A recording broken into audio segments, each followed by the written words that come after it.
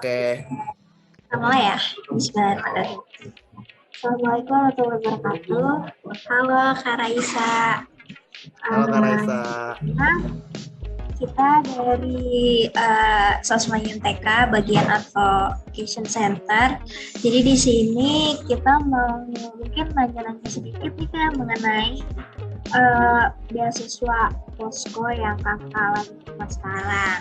Sebelum kita mulai, mungkin kita kenalan dulu kali ya. Halo, perkenalkan nama aku Syahla Nashwa, biasa dipanggil Syahla dari Teknik Kimia Angkatan 2021.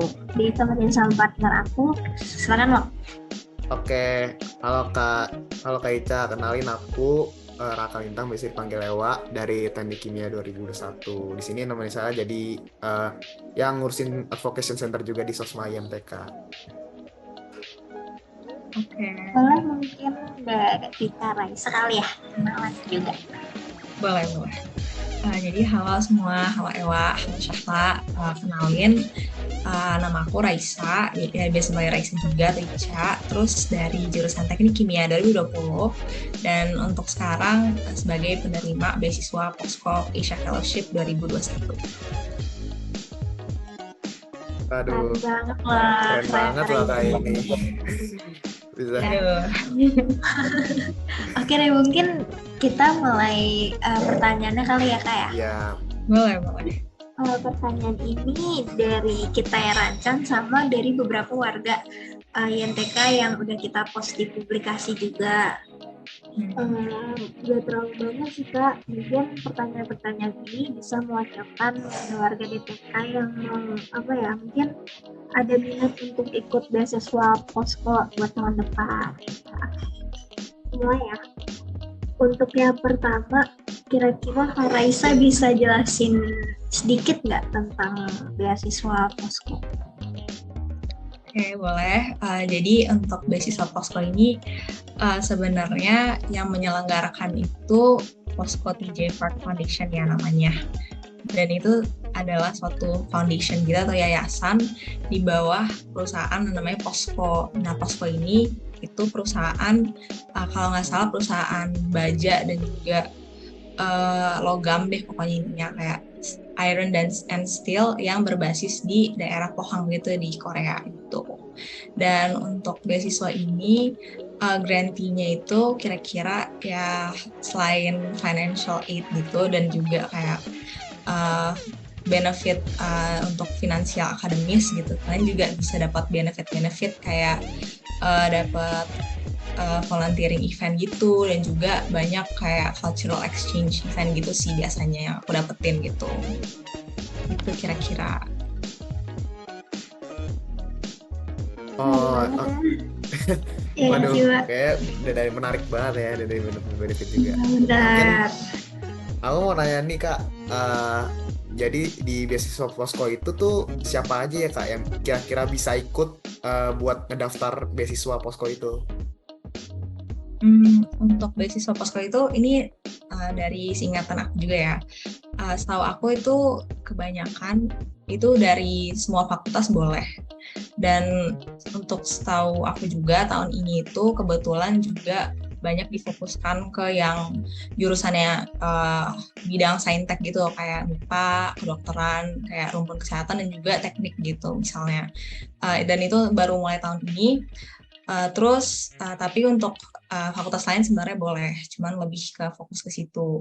Dan kebetulan juga sebenarnya menurut aku untuk beasiswa ini persyaratannya lumayan banyak sih, nggak banyak banget, tapi untuk administrasi awalnya agak rumit gitu, karena kalian kan harus ada persyaratan bikin esai gitu kan, dan juga kayak ada surat-surat lain kayak surat kesediaan untuk ikut aktivitas, surat pernyataan tidak merokok gitu, sama surat sedang tidak menerima beasiswa lain gitu. Paling itu aja sih. Dan untuk itu untuk administrasi persyaratan awalnya.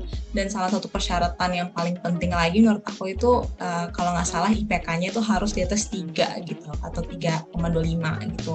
Dan kalau bisa itu di-maintain gitu sih kalau untuk kedepannya kalian mau daftar beasiswa itu lagi gitu. Ini kan untuk beasiswa emang rata-rata kayak gitu kali ya kayak. Mungkin buat selanjutnya kakak bisa jelasin sedikit nggak tentang alur pendaftarannya gitu untuk beasiswa Posko ini? Boleh.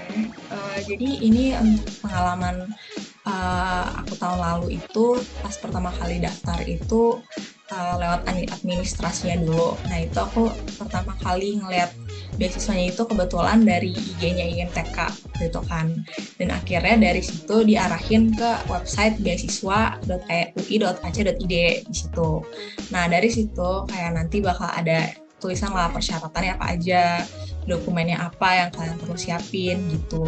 Dan aku saranin sih sebelum kalian klik daftar itu kayak dilengkapin dulu tuh semua berkas-berkasnya itu, karena lumayan banyak, kalau nggak salah 10 sampai 12 berkas gitu lah intinya. Nah nanti abis kalian udah collect semua itu berkas-berkas yang diperlukan, nah kalian bisa baru pencet daftar, dan itu biasanya diarahin langsung ke di itunya sih, langsung di tempat beasiswa.ui.ac.id-nya sendiri gitu. Jadi nggak diarahin ke websitenya lewat situs itu gitu. Dan abis itu nanti kalian daftar, dan kira-kira setahu aku 2 bulan gitu baru kalian dapat, sebulan sampai 2 bulan deh kalian dapat kayak info kalau kalian lolos tahapan selanjutnya apa enggak gitu. Dan tahapan selanjutnya itu yang kedua itu wawancara, seleksi wawancara, dimana nggak kayak wawancara biasa sih menurut aku. Jadi di bagian wawancara ini nanti kalian bakal ketemu sama orang-orang lain yang udah lolos wawancara ini, dan di situ nanti di email itu nanti kalian bisa lihat kayak kalian akan wawancara sama siapa aja. Dan untuk wawancara itu juga kalian berkelompok gitu. Jadi kayak pernah lihat di macam drakor gitu nggak sih, yang kayak orang wawancara masuk universitas gitu. Jadi kayak bareng-bareng gitu loh kalian diwawancara gitu. Kalau nggak salah aku waktu itu 5 orang gitu, kayak berkelompok dan ditanyain satu pertanyaan dan kalian harus jawab di depan mereka semua gitu. Tapi bergiliran sih, lebih kayak ke siapa yang mau jawab duluan, atau kadang ditunjuk juga kayak kamu coba jawab duluan gitu sih, lebih kayak gitu. Terus pertanyaannya sebenarnya basic sih, nggak banyak juga. Waktu itu aku ada 6 pertanyaan gitu kan. Terus paling interviewnya juga nggak lama, paling waktu itu aku 20 menit sih, agak ngaret dikit 25 menit. Dan habis itu udah deh, nanti habis selesai interview nanti katanya dikabarin antara 2 minggu sampai dengan sebulan lewat email lagi. Dan setahu waktu itu aku kebetulan tahunya bukan dari email sih, aku lihatnya pas di Instagramnya Dirmawa gitu. Biasa di announce di situ juga, kayak dikeluarin publikasi di IG-nya gitu loh, kayak list siapa aja yang keterima gitu. Dan untuk per tahunnya tuh kotanya 15 orang gitu yang keterima dari satu universitas gitu. Jadi di UI sendiri itu 15 orang gitu. Begitu kira-kira. Jadi per ini tuh beda ya, per universitas gitu ya? Kebetulan tuh setahu aku ya, Posko ini dia bikin programnya untuk 3 univ tertentu gitu di Indonesia sendiri. Yang pertama UI, yang kedua ITB, terus ada juga Univ Sultan Ageng Tirtayasa. Nah dari 3 ini biasa kotanya tuh 15 gitu per univ gitu. Jadi kayak kalian nggak compete bareng anak ITB gitu misalnya, nggak sih, sama anak univ lain gitu, sama anak Sultan Ageng Tirtayasa gitu kan ya. Tapi ya paling kalian compete-nya bersama sama anak UI sendiri gitu di dalam situ gitu. Udah, lanjut apa nih, Wak? Ya, kalau dari lihat dulu juga panjang banget ya. Maksudnya dari kayak udah step wawancara juga, terus yang itu juga 15 doang yang dari UI gitu. Bener-bener deh. Keren banget kakak. Oke, mungkin tadi aku sempat kayak kakak sempat nge-mention tadi dikit-dikit tentang yang tadi di awal, benefitnya itu ada student exchange juga gitu ya kak. Terus selain itu tadi selain itu tuh benefit apa sih kak yang kakak rasain setelah setelah ikut beasiswa Posko ini? Mungkin aku agak koreksi dikit ya, bukan student exchange tapi lebih ke cultural exchange event gitu sebenarnya. Tadi aku lihatnya Asian gitu. Nggak apa-apa. Jadi sebenarnya tuh itu lebih kayak seharusnya ya pas tahun aku kan sebelum aku ikutan beasiswanya juga aku research gitu ya tentang kayak nanti benefitnya apa aja sih gitu kan. Dan aku lihat tuh dari banyak experience orang-orang yang udah dapet tuh biasanya mereka ada cultural exchange night gitu. Jadi kebetulan Posko ini punya itu deh, punya univ sendiri juga namanya Postek gitu kan di Korea. Dan biasanya tuh mereka kayak suka ngundang mereka untuk datang gitu loh ke Indonesia gitu, dan kayak istilahnya kayak makrab gitu lah antara mereka dan kita gitu. Jadi kayak seru sebenarnya, tapi kebetulan pas tahun aku sih nggak dapetnya waktu itu cuman kayak cultural exchange juga, tapi sama anak ITB sama anak Sultan Ageng Tirtayasa gitu. Jadi antara yang Indo doang gitu, tapi tetap seru sih, jadi kayak bisa banyak networking sama anak-anak univ lain gitu kan, lebih kenal gitu. Paling benefit lainnya sih sebenarnya, tadinya aku juga ikutan beasiswa ini karena aku kira nanti bakal kayak ada kegiatan offline gitu yang aku pengen ikutin banget tuh, kayak volunteering event gitu kan. Jadi mereka suka bikin volunteering event, dan salah satunya itu kayak bakti sosial gitu di daerah Cilegon gitu. Nggak salah kayak bantu bangun rumah gitu deh buat atau sekolah gitu buat daerah sana, anak-anak daerah sana gitu. Nah kayak sebenarnya aku pengen banget gitu kan, tapi kebetulan pas tahun aku juga online gitu kan, jadi ya nggak jadi, maksudnya pas tahun itu eventnya nggak diselenggarakan kebetulan gitu. Jadi paling benefit yang aku dapetin banget waktu itu ya ikutan event-event mereka, kayak mereka sering bikin webinar gitu sih tentang kayak kayak climate change gitu waktu itu yang aku ikutin, dan juga kayak smart city gitu-gitu sih, kayak bener-bener sesuai sama yang kita pelajarin juga gitu kan, kayak teknik banget gitu sih menurut aku. Jadi kayak lumayan banget, apalagi mereka juga suka affiliate sama perusahaan-perusahaan yang kayak terkenal banget gitu sih. Jadi kayak itu juga benefit yang gue dapetin banget waktu itu sih. Tapi mungkin kalau misalnya kalian daftar tahun ini gitu atau tahun depan juga kayak kemungkinan juga bisa offline gitu sih setahu. Oh ya mungkin jadi kalau kemarin karena pandemi gitu jadi apa manfaatnya tuh jadi banyak webinar gitu sih Kak. Terus Mm-mm. ya kekurangannya mungkin ya itu karena pandemi jadi yang offline yang diharapin itu yang kayak kemarin yang karena Mm-mm. ada benar-benar jadi Iya, ini ya jadi nggak belum kesampaian gitu lah. Ya semoga sih nanti iya. tahun depannya juga kan udah mulai offline dan udah ya maksudnya udah mulai banyak lah yang ini pandemi juga udah mulai berkurang, Mm-mm. semoga ya sih udah ini ya main. Mungkin berarti sebenarnya nyangkut gitu sih Kak ke pertanyaan selanjutnya gitu. Kayak perbedaan beasiswa Posko dibanding beasiswa yang lain yang kayak tadi ya mungkin ada volunteer gitu-gitu ya. Ada tambahan lagi gitu nggak Kak tentang beasiswa Posko ini? Menurut aku tambahan lain ya, benefit lain sih menurut aku yang mungkin hari dapetin gitu, selama aku dapat beasiswa posko ini, aku juga jadi lebih banyak kenal sama anak-anak dalam UI gitu, karena kebetulan yang keterima ini yang ber-15 ini kita kayak kita dikasih kewajiban gitu kan untuk planning bikin ceremonial night award gitu untuk kita sendiri gitu. Dan itu biasanya kayak offline kan, dan seru banget, tapi kebetulan kita online sih waktu itu. Cuman ya tetap aja jadi kesempatan bagi kita gitu untuk yang waktu itu kita pandemi nggak kenal siapa-siapa gitu kan. Jadi ya kayak gain relations lah sama anak-anak fakultas lain gitu. Jadi kalian bisa kenal gitu yang di luar FT gitu loh. Dan apalagi ya benefitnya ya. Paling menurut aku ini sih yang menurut aku kayak itu juga kayak very yang aku suka gitu di Posko itu, karena beberapa benefitnya itu tuh kayak nggak mengikat gitu ke kita gitu. Kayak contohnya kan ada beberapa beasiswa yang kalau misalnya dapat nanti kalian harus kerja atau kayak harus ngapain di perusahaannya selama berapa tahun gitu kan. Nah untuk Posko ini enggak, jadi benar-benar benefitnya itu untuk kita gitu, tapi kita juga harus gunain benefit itu supaya diri kita berkembang gitu sih sebenarnya intinya. Soalnya nanti paling kalau kalian mau daftar lagi atau gimana gitu, kalian ditanyain gitu kayak kalian memanfaatkan beasiswanya untuk apa aja gitu sih. Jadi paling ditanya gitu, dan kayak apa aja yang kalian gunakan gitu selama benefit yang kalian gunakan dari Posko selama kalian dapat beasiswa ini gitu. Lebih ke itu sih.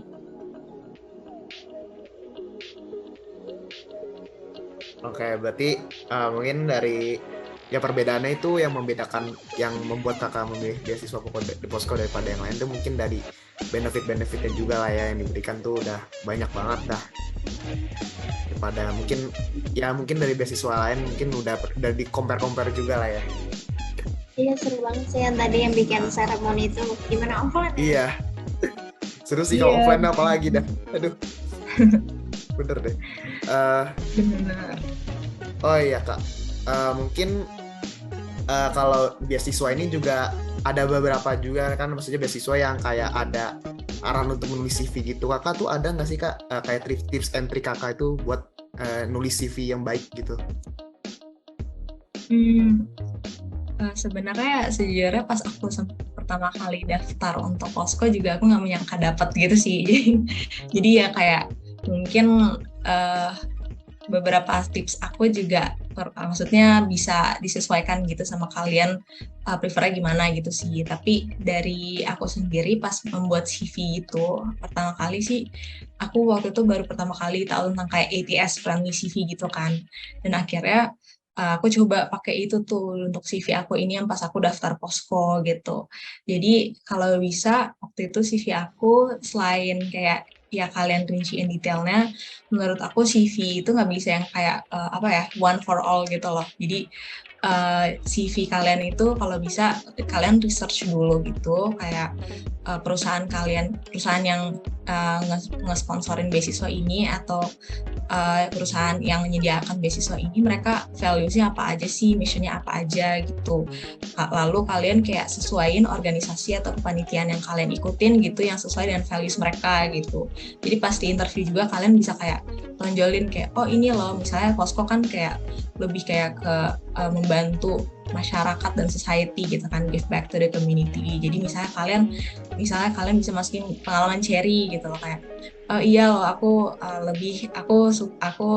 peduli sama masyarakat dan aku juga kayak suka banget pengabdian masyarakat gitu dan makanya aku ikutan kepanitiaan Cherry gitu misalnya. Dan pokoknya gitu-gitu yang sesuai dengan value perusahaan kalian itu menurut aku penting sih. Terus research tentang perusahaan itu dan kayak yayasan mereka gitu sih. Terus yang kedua menurut aku di CV kalian bisa dicantumin gitu loh kayak misalnya setiap organisasi dan kementerian kalian cantumin gitu kayak achievements kalian selama di kepanitiaan atau organisasi itu apa aja sih gitu. Biasa dalam bullet point sih kalau aku ya. Kayak biasa 1 atau 2 cukup gitu. Kalau misalnya pun kalian merasa achievements-nya biasa aja atau kayak kurang gitu kayak kalian bisa tambahan aja kayak selama kalian di organisasi ini tugas kalian apa aja gitu. Tapi aku lebih suka masukin achievement sih. Dan kalau bisa achievements-nya yang bentuknya kuantitatif gitu menurut aku. Kayak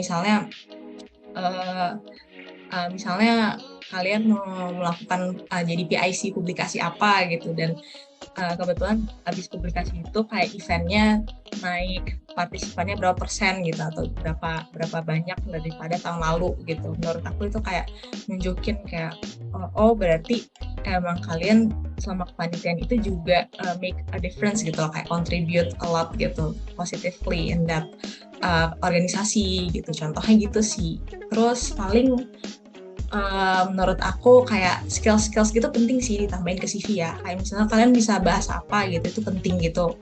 Apalagi menurut aku di beasiswa ini, karena di beasiswa ini diharuskan kalau nggak salah satu poinnya itu, bukan diharuskan sih, lebih kayak ke lebih baik kalau misalnya kalian proficient atau bisa fluent dalam bahasa Inggris atau bahasa lainnya dan bahasa Korea juga boleh gitu karena kan mereka berbasis Korea ya gitu. Tapi kalau misalnya kalian ada skill-skill lain kayak misalnya kalian bisa pegang Photoshop kayak atau kalian bisa public speaking lah itu boleh banget ditambahin di CV kalian gitu loh kayak public speaking dan kalian kasih tunjuk gitu kayak misalnya kalian ikutan workshop apa atau apa gitu kayak menurut aku itu kayak jadi kayak kayak evidence yang konkret gitu loh kalau oh iya emang aku aktif dan aku punya skill ini gitu sih menurut aku untuk CV gitu-gitu ya untuk CV ya. Berarti ini ya kita kayak ada benefitnya juga ikut-ikut kayak kepanitiaan di fakultas ataupun di kampus ya. Itu benar sih, apalagi sekarang kita kan lagi cari ya kayak aku kebetulan juga dapat turun nih, kita kayak nanti bakal berinteraksi sama anak-anak kecil di sana gitu ya nggak sih, Wak?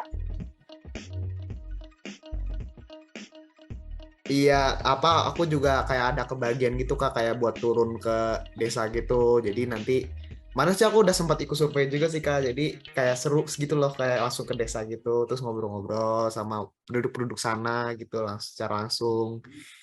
Ya walaupun emang gini sih kayak join-join kepanitiaan mungkin di sisi lain tuh ada kayak capek-capeknya juga gitu kan, kayak banyak panitiaan ataupun organisasi, tapi juga bisa ya manfaatnya juga banyak gitu kan buat memperbagus CV kita gitu.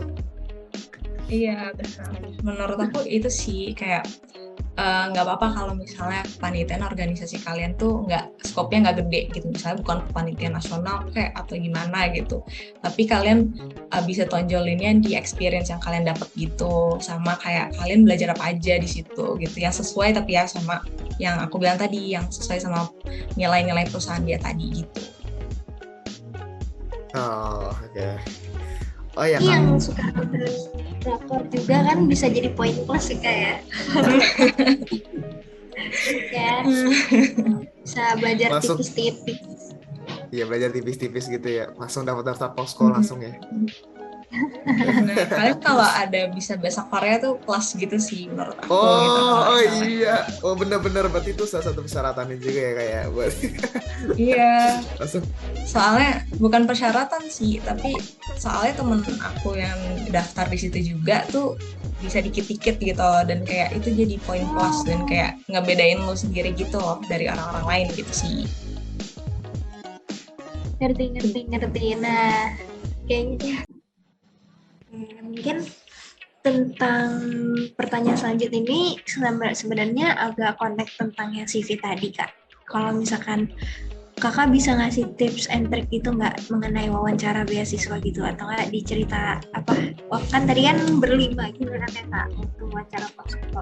Boleh dong Kak cerita atau kasih tips and trick juga? Oke, boleh. Jadi sebenarnya menurut aku juga pengalaman aku wawancara posko itu agak beda gitu ya, mungkin sama interview, dibandingin interview beasiswa lain gitu. Aku nggak tahu kalau beasiswa lain itu gimana, tapi dalam bayangan aku kan biasa interview itu si itunya yang assessornya yang interview dan juga kita sendiri gitu kan.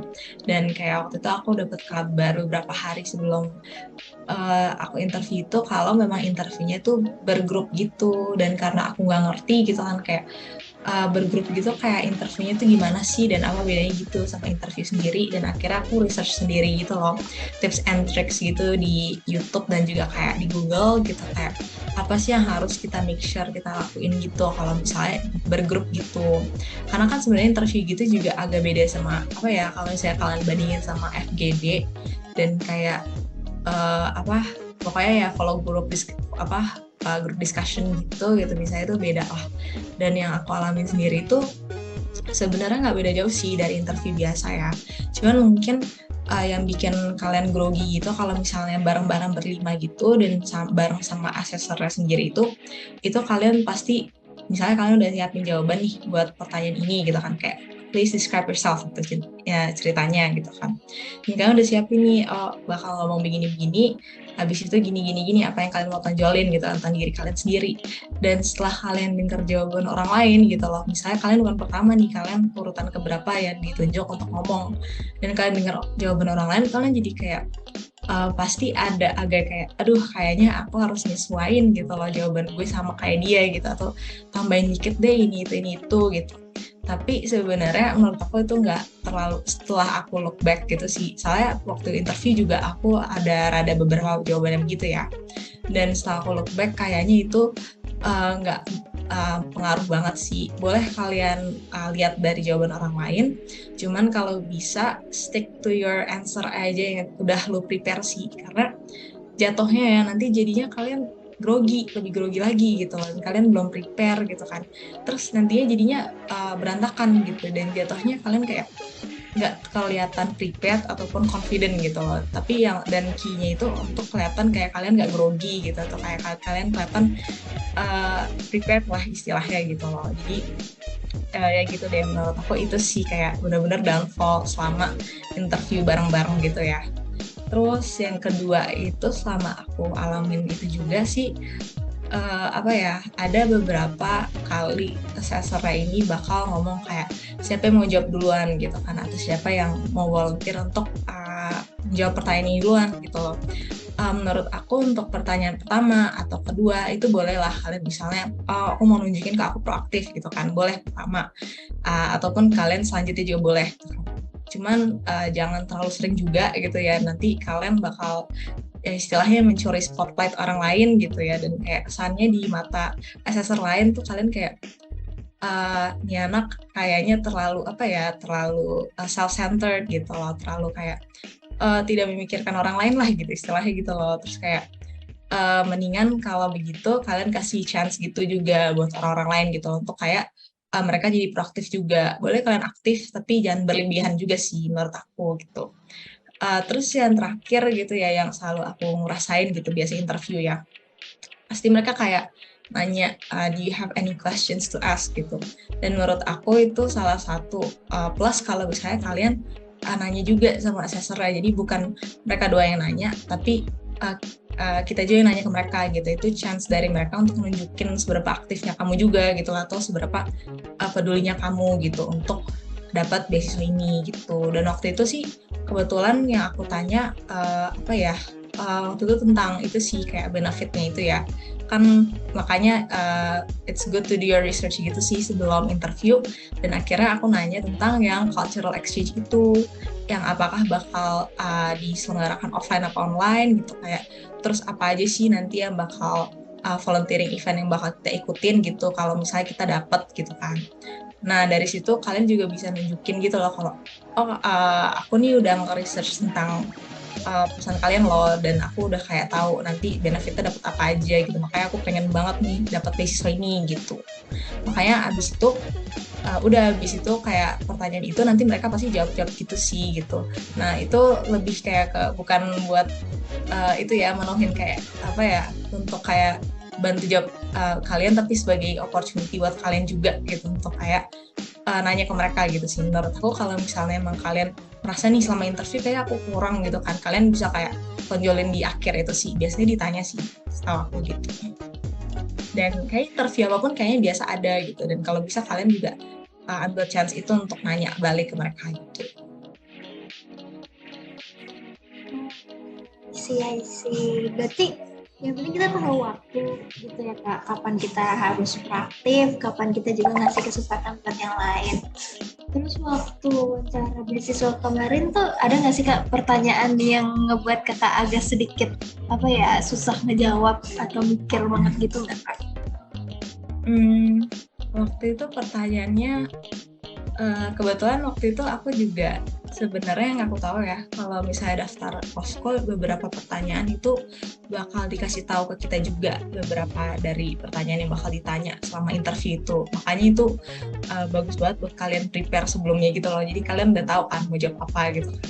Nah itu kayak ya dikasih opportunity lah sama mereka untuk prepare gitu. Tapi waktu itu pertanyaan yang agak bikin gue kayak apa ya, agak kayak bingung gitu cara jawabnya itu yang why do you deserve the scholarship sih. Itu kayak pasti orang bingung gitu kan, karena kayaknya there is no right or wrong answer gitu loh. Pasti kayak apa ya, tergantung kita mau jawab gimana gitu loh. Dan menurut aku kayak itu pasti tiap orang beda-beda sendiri sih jawabannya ya. Kayak misalnya aku waktu itu merasa untuk pertanyaan ini aku pengen nonjolinnya di kayak karena aku orangnya ya punya goal-goal yang ambisius gitu loh, yang bakal bisa dipenuhin kalau aku dapat scholarship ini gitu. Itu aku lebih tonjolin ke situ, dan aku juga tonjolin kalau aku orangnya responsible, passionate gitu. Jadi kalau dapat beasiswa ini bakal benar-benar digunakan, dimanfaatkan semaksimal mungkin gitu loh, intinya begitu. Dan setelah aku dengar kayak jawaban orang-orang lain gitu, aku jadi agak grogi gitu loh sama jawaban sendiri, kayaknya kurang gitu loh, karena orang lain jawab sampai yang bakal digunain untuk kegiatan-kegiatannya lah, terus kayak ada yang bilang dia punya goal untuk jadi begini-begini lah gitu lah. Dan tapi akhirnya aku tambahin sedikit sih yang di why do you deserve scholarship pertanyaan ini gitu, kayak aku tambahin kalau future career path aku mau begini dan aku cuma bisa dapetinnya kalau aku dapat scholarship ini gitu. Dan akhirnya ya begitu sih jawaban aku, jadinya agak berubah dikit gitu ya karena dengar-dengar orang lain gitu. Tapi balik lagi ke saran gue tadi, kalau kalian udah confident sama jawaban kalian, mendingan gak usah dibawa lagi sih, karena jadinya agak grogi gitu loh, agak kayak jadi kayak jadi nggak confident lagi gitu loh kalau jawab pertanyaan lain gitu sih. Benar sih, emang kalau kita jawaban orang lain tuh kayak kita minder gitu ya. Iya benar. Tadi ini kita dengar langsung kan cara mereka ngomong. Sebenarnya itu parah sih. Lanjutnya Wak, ada apa lagi Wak? Oke, aku mau nanya nih Kak. Jadi kayak sebelum kakak tuh kayak memutuskan buat daftar beasiswa posko itu, kayak kakak udah tahu gak sih Kak, kayak di angkatan kakak atau yang di DTK juga gitu, misalnya angkatan senior gitu, apa udah ada gitu Kak yang udah pernah dapat beasiswa posko juga gitu? Nah sebenarnya aku nggak tahu tuh, kayak sebenarnya kan awalnya aku daftarnya juga iseng-iseng ya, kayak coba aja gitu kan. Dan akhirnya untungnya dapet gitu kan. Dan setelah aku dapet gitu dan aku ketemu sama awardee yang lain, baru aku ketemu tuh sama ada senior juga waktu itu, angkatan 2018, Kak Anggia. Waktu itu juga dia former awardee posko gitu, dan dia dapat juga lagi pas aku keterima tahun itu juga gitu. Jadi aku banyak nanya-nanya ke dia sih pas aku udah dapet ya, kayak nanti ngapain aja sih Kak gitu. Dan kebetulan juga pas ceremony award aku juga perlu banyak nanya gitu ke dia kan, karena kita harus prepare award night-nya bareng gitu sih. Jadi kebetulan aku tahu ya pas aku udah dapet sih waktu itu, tapi ya begitu deh ya, waktu itu aku juga kurang tahu cari di mana gitu. Berarti kakak lebih banyak kayak dari informasi sendiri gitu ya, karena baru tahu ada DTK yang ini ya pas keterima. Apa sih Kak? Iya. Jadi mungkin nanti kakak yang bakal jadi apa ya? Aduh. Informasi nanti jadi buat role model ya buat kata-kata di bawahnya. Daftar beasiswa posko, keren. Nanti annyeonghaseyo gitu, jangan lupa daftar gitu. Aduh. Jangan lupa daftar, masih gimana tuh? Kayaknya Ewa ada ini nih, ada potensi belajar bahasa Korea ya, Pak? Dia mau jadi opa-opa Korea. Aduh. Udah belajar joget sih. Enggak deh. Aduh. Banget lah. Mungkin ini kita lanjutnya beberapa kita ke pertanyaan terakhir itu sih Kak. Nanti aku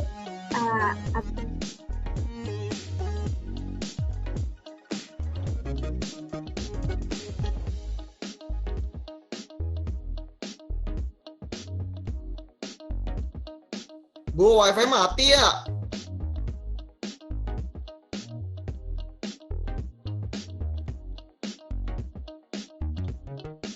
Bisa cek tuh persyaratan beasiswanya tahun ini gitu kan. Dan ada juga kayak tadi kayak kalau misalnya kalian ada skill kayak bisa bahasa Inggris lancar gitu atau bisa bahasa Korea, itu plus gitu kan.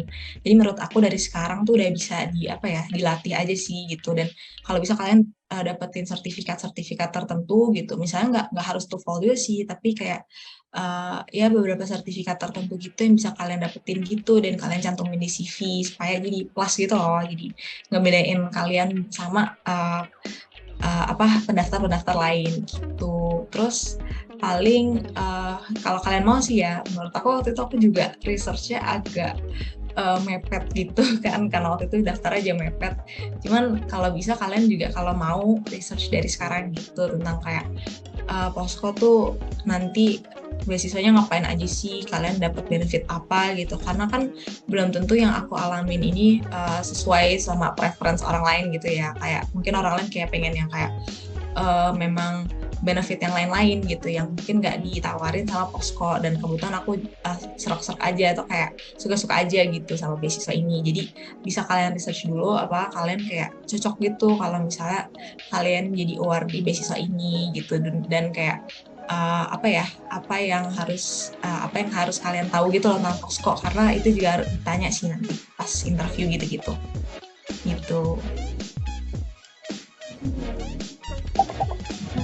Sebisa mungkin nyari informasi itu sama tetap dan ini jadi jauh-jauh hari ya biar karena tuh bener-bener Iya, ya kalau kalian mau belajar bahasa Korea gitu boleh juga ya, kalian iya perbanyak nonton drakor sih boleh juga ya. Iya. Masih ada waktu setahun buat Posko tahun depan. Benar, masih ada waktu setahun tuh. Tua itu udah di tag kali ya. Seru ya siswa Posko. Ntar kan kayak gini, ayo ngasih jangan lupa daftar beasiswa Posko. Oke gitu, gimana diajarin caranya tuh, dijelasin. Aduh, kalau Anya ngasih doang juga itu kali Poskonya tahu kali. Iya, aduh. Terus. Oke, apa nih Wak? Pertanyaan terakhir nih Wak. Tadi mungkin ini sih Kak, Kakak ada saran gitu nggak sih Kak, kayak buat advocacy center buat dalam mewadahi beasiswa gitu, buat maksudnya buat berikutnya gitu. Sebenarnya kemarin kan karena diundang gitu, aku sempat kayak nonton yang lain ya, video-video bincang beasiswa yang lain gitu kan. Menurut aku kayak udah itu sih aku lumayan suka karena yang kalian undang-undang juga beda-beda gitu istilahnya beasiswanya, tipe-tipenya gitu kan. Kalau bisa mungkin kan ada banyak tuh beasiswa yang kayak khusus buat Tekim gitu ya. Jadi kalau misalnya memang ada awardnya untuk beasiswa itu, menurut aku juga boleh banget tuh kalau kalian mau interview gitu atau tanya-tanya gitu, karena emang khusus banyak kan, ada bukan banyak sih tapi ada beberapa gitu yang khusus buat anak Tekim atau teknik gitu. Jadi mungkin lebih berguna gitu sih buat anak Tekim gitu misalnya gitu sih menurut aku.